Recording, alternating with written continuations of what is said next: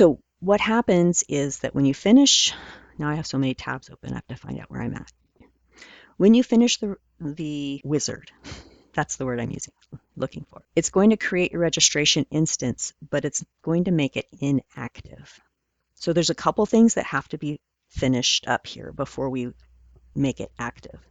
One is just double check that you got your instructions correct. So if you hit edit, make sure your start and end dates are correct, your contacts correct, your accounts correct, your instructions, everything. You can go and edit all of that right here.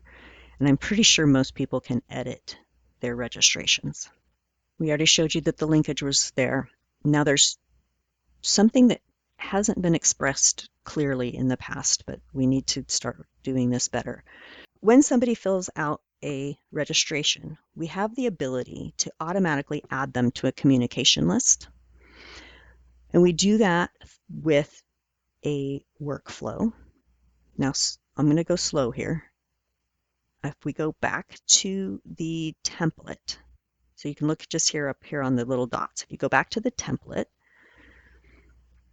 you can see that there's a registration workflow. And this particular template has a workflow that's sending both the registrar and the registrant to the communication list.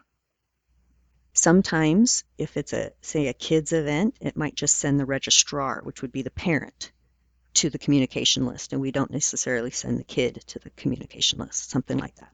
So you'll see either registrar, registrant, or registrar and registrant here on the template. And that'll give you an idea of who is going to be receiving or who is going to be placed in this communication list that we're talking about. So let's go back into the instance of, this is our test one for December 2025.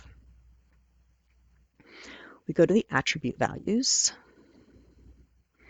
and we go to the very bottom of this screen. There's a lot of information here, so stay on track and only work with the information that we're showing you. We're going to go to a communication list. You don't have to change that, but then you have to select a communication list here, and we have an FPU communication list.